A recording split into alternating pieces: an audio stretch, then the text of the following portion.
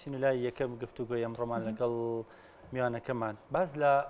حکوومەتەکەین حکوومەتداریەکەین حکومڕانیەکی باشەکەین و هەڵسەنگاندن یاخۆت پێناسی حکوومەتداری باش بابزانین لەم حکومڕانی هەرێمی کوردستانە هەیە چۆن بتوانین وا بکەین هاوڵاتیان لە سایه حکوومەتێکدا کە بە حکوومەتی خۆیان نێزانن بە باشی بژین ڕەزامەند بێن و مافەکانیان دەستەبەر بکرێ ئەمە بەتە گفتوگۆکەین لەگەڵ زۆر بەڕێز دکتۆر دانا ئەحمەد بەڕێزان نووسەر و مامۆستای کۆن دکتۆر سڵاو لێ بەبیانی باش بەیانیتان باش زۆر بەخێر بێ دکتۆر دکتۆر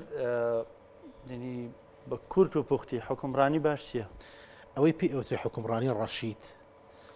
ئەوەیە کە ئیرادەی خێر و خزمەت گوزاری هەبێ بۆ خەڵک ئیرادە نەکتوانە ئیرادە ئەوەیە کە ئەو هەستە ئەبەخشێ بە ئینسان ئەو ئیندیفاعی ئەداتێ کە ئەوەی لە توانایە بێ بۆ خەڵک بیکە لەسەر هەموو ئاستەکان بوونی ئەم ئیرادەیە لە خودی خۆیە ئەم بڕیارە ئەدات کە ئەم حکومە حکمێکی ڕەشیدە کە ئەم حکومە حکومڕانەیەکی دروست و تەواوە لە مێژووە ئێمە کە چاو ئەخشێرین بە لاپەڕەکانی مێژووە ئەبینین هەمیشە ئەو حکومەتانەی کە چاویان بڕیوەتە خزمەتکردنی خەڵک و ئیرادەی باشیان بە خەڵکی خۆیان هەیە و خۆیان بە هەڵقوڵاوی ناو میلەتی خۆیان نەزانن و مەبەستیانە کە سنووری وڵاتەکەیان لە هەموو ناحەیەکەوە پارێزن ئەمانە ئەو حکومەتانە بوون کە لە ناو مێژووە بە ئاوی ئاڵتون ناوەکانیان نووسراوەتەوە لەسەر لاپەڕەکانی مێژوو باسی گرنگیان کراوە باسی جێکەوتی ئیجابیان کراوە و باسی ئەو هەڵوێستانیان کراوە کە لە مێژووە بوونەتە خاڵی وەرچەرخانی گەورە سەبارەت بە پێشخستنی گەل و نەتەوەی خۆیان کە مێژووی ئەم وڵاتانە ئەخوێنینەوە ئەو سا ئینسان هەستەکە کە ئێمە پێویستەکە کە لە ئەزمموی ئەوانە جارێکی تر بەسەر سەررجەم ئۆرگانە جیاوازەکانی حکومڕانی ئەم هەرێمەی خۆمان وڵاتی عێراقیش بە شێوەیەکی گشتی بچینەوە و ئەو کاتە ئەو ئیرادەیە بچێرین غەرز بکەین لە ناو خۆمانە و ئەو گاپەی کە ئەکەوێتە نێوان خەڵک و حکوومەت وردەوردە بەرتەسکی کەینەوە هەتا ئەوەی کە ئەم دوو موازیە ئەم دوو تەڕەفە بە یەکەوە ڕوبەڕوو ئەبنەوە بەو معنایی کە چاویان چاو ئەبڕنە چاو یەکتری و جۆشان لە یەکتریە ئەو گاپە ئەو فەزایە کە ئەکەوێتە نێوانیانەوە نێوان خەڵک و نێوان حکوومەتەوە وردەوردە نەمێنێ وردەوردە بەرتەسک بێتەوە هەتا ئەوەی لەم بەر بۆ ئەو بەرگویان لە دەنگ یەکتری ئەبێ لەم بەر بۆ ئەو بەر لە یەکتری تێگەن لەم بەر بۆ ئەو بەر ئاماژەکانی یەکتری ئەخوێنەوە ئەو کاتە ئێمە ئەتوانین بڵێن کە ئەو حکومڕانێکی ڕەشیدە. باشە دکتۆر پێت وایە ئەم حکومڕانی ڕەشیدە لە هەرێمە بۆچی دەست نایەت بۆچی هاوڵاتیان کە ڕخنە ئەگرن لە حکوومەت کامە حەقێکی خۆیان لەبەری بچووکترین مافەسەرەتایەکانی خۆیانە لی بێ بەشن بۆچی گوێیەک نییە لێیان بگیرێت ئەنی داواکاری هاوڵاتیان ئەوەندە زۆر ئەوەندە قورسەکە حکوومەت نەتوانێت بۆیان جێبەجێ بکە بەڵێ پێش هەموو شتێ ئێمە ئەبێ لەو ڕووگەیەوە قسە بکەین کە ئەڵێن حکوومەتی هەرێمی کوردستان واتە حکوومەتێکی کوردیە و ئێمە بە حکوومەتی خۆمان ئێزانی و خۆمان دەنگمان پێداوە و خەڵک چۆتە سەر سنووقی دەنگان و دەنگیان بە پەرلەمان و بە حکوومەتداوە لەبەر ئەوە بێگومان لەبەر ئەوە بیرمان نەچێکە هەموو ڕخنەیە کە ئەگیرێ ڕخنەیە کە لە پێناو دروستکردنە نەک لە پێناو لە ناوبردنە ڕخنەیەکە بۆ بنیادنانەوە سەر لە نوێ نەک بۆ ڕووخاندنی ئەوەی کە پێی ئەوترێ داواکاری خەڵک داواکاری سەرەتایین داواکاری سەرەتایی ژیانن باشە ئایا بۆچی ئێمە توانای ئەوەمان نییە یا حکوومەتی هەرێمی کوردستان توانای جێبەجێکردنی ئەو داواکاری نییە یا نایکە جەوهەری مەسئلەکە ئەمەیە کە ئێمە کەی توانیمان هەموو لایەنە سیاسیەکانی هەرێمی کوردستان بە یەکەوە وا بکەین کە هەریەکەیان بە پێی مەسئولیەتی خۆیان بە پێی پێگەی جەماوەری خۆیان بەپێی بنیادی جەماوەری و کۆمەڵایەتی و سیاسی خۆیان لە هەرێمی کوردستان بگەنە بچنە ژێرباری بەرپرسیارەتی هەڵگرتنی خزمەتکردنی خەڵک و بەشداریکردن لە ئیدارەدانی هەرێمی کوردستانە ئەو کاتە ئێمە ئەتوانین بچینە ناو سەرجەم داواکاریەکانی خەڵکەوە ئەو کاتە ئێمە ئەتوانین کە بڕیار بدەین لەسەر داواکارەکانی خەڵک ئەو کاتە ئێمە ئەتوانین بە خەڵک بڵین کە توانای ئێمە ئەوەندەیە ئەو کاتە حکومەت دەتوانێت کە قەرار لەسەر ئەوە بدا پەیوەندی لەگەڵ بەغا چۆن بێ ئەو کاتە حکومت دەتوانێت بڕیار لەسەر ئەوە بدا کە داهاتی چەنە و خەرجی چەنە و توانای خزمەتکردنی چەنە و تا چەند ئەتوانە دیفاع لە سنووری هەرێمی کوردستان بکە تا چەند ئەتوانێت پەروەردە بەرێبەر بەرەو پێشەوە تا چەند ئەتوانێت خزمەت بە کەرتی تەن دروستی بکە بەو نەوە ئەزانی کەواتە خاڵی یەکەم و جەوهری ئەوەیە کە حکمی تاگلایەنە نەکرێ لە هەرێمی کوردستانە دەبێ هەموو لایەنە سیاسەکانی تر هەمویان وەک یەک بەبێی پێگەی ئیداری خۆیان بەپی پێگەی سیاسی خۆیان بەپی پێگەی کۆمەڵایەتی و جەماوەری خۆیان بخرێنە ژێرباری بەرپرسیارەتی هەڵگرتنی ئەو بەرپرسیارەتی کە پێی ئەوتر ئیدارەدانی هەرێمی کوردستان دەبێ حسابیان بۆ بکرێ خەڵک زۆر گرنگە ئەمە لە ڕووی سایکۆلۆژیەوە ئەگەر بێت و ینی حکوومەت بەرپرسیارەتیەکی دا بەسەر شانی خەڵکە بەسەر شانی لایەنێکی سیاسیە بەسەر شانی ئۆرگانێکی ئیداریە ئەو کاتە ئەو ئۆرگانە ئەو دامەزراوەیە هەست بەبوونی خۆیەکە ئەو کاتە هەست بەوە ئەکا کە مەسئولیەتێکی لەسەر شانە و پێویستە ئەدای بکە ئێستا ئەوە نیە نیکێشەی سەرەکی ئێمە لەمەوە دەست پێەکە ئەزانی گوێگرتن لە خەڵک کە ئەڵین خەڵک مەسەن حکومت گوێ لە خەڵک بگرێ یا نایگرێ یا بۆ نایگرێ هۆکارەکەی ئەمەیە ینی تۆ ناتوانیت ببی بەو باوکەی کە گوێ لە هەموو مناڵەکان یەگرێ وەکو یەکتری ناتوانی ئەرکی ماڵەکەی خۆت دابشکەی بەسەر یەک بەیەکی ئەندامانی خێزانەکەتە ئەمە گرنگە ئەمە زۆر زۆر گرنگە لە ڕووی نەفسێەوە ئەو کاتە ئەوەی کە ئێستا قسە ئەکە ئەو خەڵکی کە ئێستا قسە ئەکە ئەڵێ بۆ ئەوە نییە بۆ ئەوە نییە بۆ ئەوە نییە ئەو کاتە هەر ئەوانن خۆیان وەڵامیان پێڵن کاکە قدرێت و توانە ئێمە ئەمەندەیە چۆن ئەزانی ئەزانە من ئیشەکەکەم ئەزانی لەبەر ئەوە خاڵی یەکەم خاڵی جەوهری ئەوەیە کە حکمی تاگلایەنە نەکرێت لە هەرێمی کوردستانە ینی بەردەوام ڕێبگیرێ لەوەی کە حکمێکی تاگلایەنە بکرێ و هەموو لایەنە سیاسەکان وەکو یەک مەبەستم لە وەکو یەک وەکو پێگەی خۆیان باشە بە ئەندازەی دوایە حکمی تاگلایەنە لە هەرێمی کوردستان ئەمە کێشەیەکی گەورەیە بێگومان ئەمە بڕیاردان لە زۆر مەسەلەی مێژووی هەیە کە تاگلایەنە بیدەی دوایی زەڕیبەکەشی ئەبێ تاگلایەنە بدەیت کە بەداخەوانێ لە هەرێمی کوردستانە من بەڵگە دەیەمێ کە شەڕی داعش بوو یەک لایەن شەڕی لەگەڵ کرد شتی وە هەبوو نەخێر باشە کە مەترسەیەکەوێتە سەر ئابووری هەرێمی کوردستان یەک لایەنە ژێرباری کە خەتەرێکەوێتە سەر سنووری هەرێمی کوردستان یەک لایەنەشتە ژێرباریەوە شتی وان نییە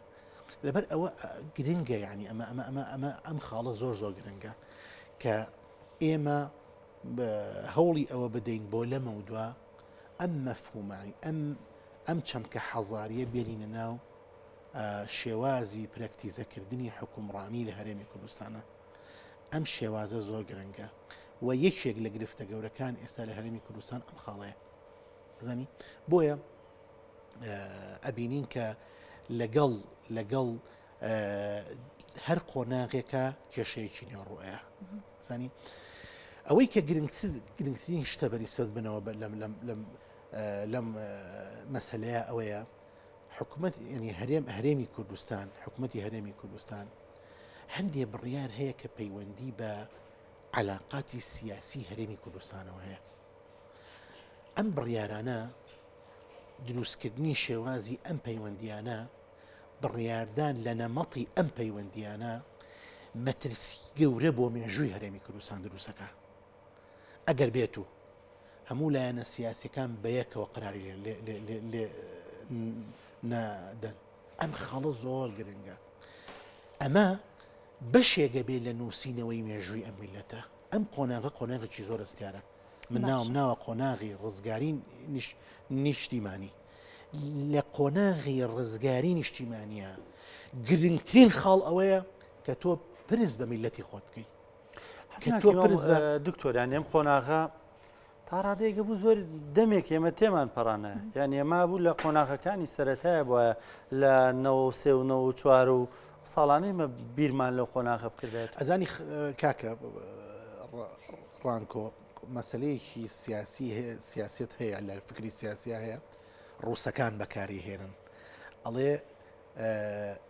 ئەڵێ درەنگکردن لە نەکردن باشترە زانی دواکەوتوین بەڵێ بەڵام ئەی بیکردیانێکی نێستا ئەمە قسەکە ئەوەی ڕۆی ینی هەمیشە لە سیاسەتە ئەڵێ وا هەست کە هەموو ڕۆژێ وەرچەرخانێکی نوێ هەموو ڕۆژێ دەستپێکێکی نوێ زانی ئێمە ئێستا لەم قۆناغە گرنگەیان قۆناغی بەرەو ڕووبوونەوە لەگەڵ حکوومەتی نوێی عێراقیە کاتی ئێستا کاتی ئەوەمان نییە بەڕاستی کە بە تاگلایەنە قرار بدەین کاتی ئەوەمان نییە کە خۆمان بڕیار بدەین لە باتی هەموو میلەتەکە باشە دکتۆر کەواتە ئەم هەڵمەتێک کە یەکێتی نیشتیمانی کوردستان دەستی پێکرۆ بۆ ڕوبەڕووبوونەوە ئەو تاگڕەوێ لە حکومکردن و لە سیاسەتی حکومکردنە کاتێکی باشە پێ دوایە ئەنجامێکی باشی دەبێت ئەگەرمە هەموو لایەنە سیاسەکانی بێگومان پاڵپشتی یەکێتی بکەن ئەزانی یەک شت هەیە زۆر گرنگە ئەویش ئەوەیە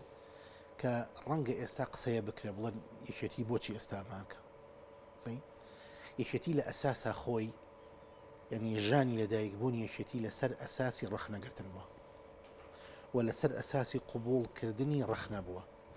و یەکێک لە بنەماکانی دروستبوونی یەکێتی و گەشەکردنی یەکێتی ڕەخنەیە لەبەرەوە ڕەخنەگرتن ئێمانی یەکێتی نیشتیمانی کوردستان قەت لە ڕەخنە نەترساوە بە پێچەوانەوە لە نەگرتنی ڕەخنە ترساوە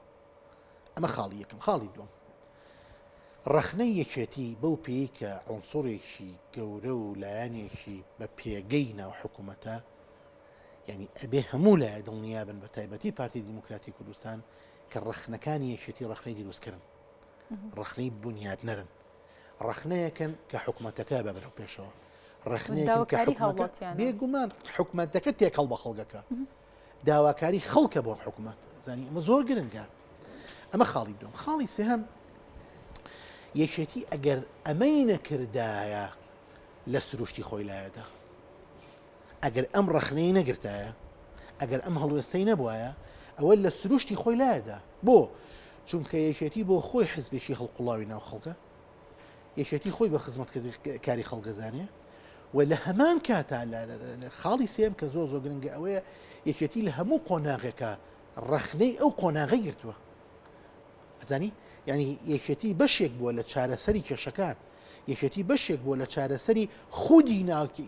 کێشەی ناو حتا ناو یەکێتی نیشتیمانی کوردستان خۆش دەچجا ئەوەی کە تۆ عنسوڕێکی گەورەبی بە پێگەبی بە مووقعبی لە ناو حکوومەتەکە ئەزانی لەبەر ئەوە یەکێتی ئەگەر ئەمەی نەکردایە لە سەریەکەوت ئەگەر ئەمەی نەکردایە یعنی ئەبوو بە خاڵێکی سلبی لەسەری ئەگەر ئەمەی نەکردایە ئەتوانم بڵێم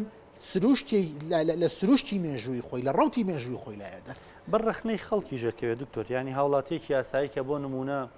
سەربەیس حزبێک نییە ئەڵێ لەم زۆنەیە یەکێتی نیشتیمانی کوردستان حکومڕانە یعنی ئەو کارەبا و خزمەت گوزاری و پێویستیەکانی خۆی لە یەکێتی بێ یەکێتی حکومڕانی ئەوە بەڵێ بێگومان یەکێ لە گرفتەکانیش ئەوەیە و ئێمە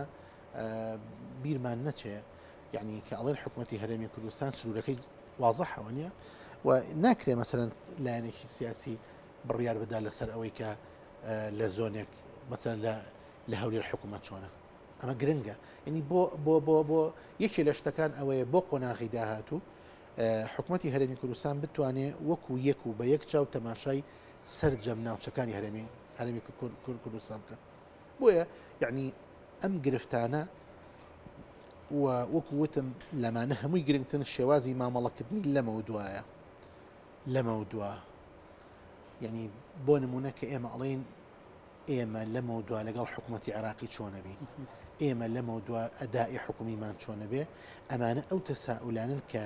بە پەرتەوازەیی ناکرێ ئەمانە ئەو تەساؤلانن کە بە یەکگرتووی ئەکرێ ئێمە خەمی ئەومانە کە ببینە خاوەنیە گوتاری سیاسی یەکگرتو کورت و پخ و دکتۆرۆک دوا پرسیار ئایندێم هەرێمە چۆن نەبینی حکومڕانی ئەم هەرێمە من پێم وابێ ئەگەر ڕەخنە نەبێ بتوانین ڕەخنە لە خۆمان بگرین بتوانین ئیسیجاوەمان هەبێ بۆ ڕەخنەکان خۆمان بە خاون یەکتری بزانین خۆمان بە ڕۆڵەی یەک میلەت بزانین خۆمان بە خاوەنی ئەو حکومەتەش بزانین حکومەتیش خۆی بە باوکی ئەو خەڵکە بزانێ و بە یەکەوە گوێ یەکتری بگرین و ئەو فەزایە کە کەوتۆتە نێوانەوە وردە وردە تەسکی بکەینەوە و بگەینە خاڵی هاوبەش لەگەڵ یەکتریە من پێم وابێ ئایندەیەکی گەشتمانە بێ و پێچەوانەی ئەوەش پێچەوانەی ئەمە فمەش ڕاست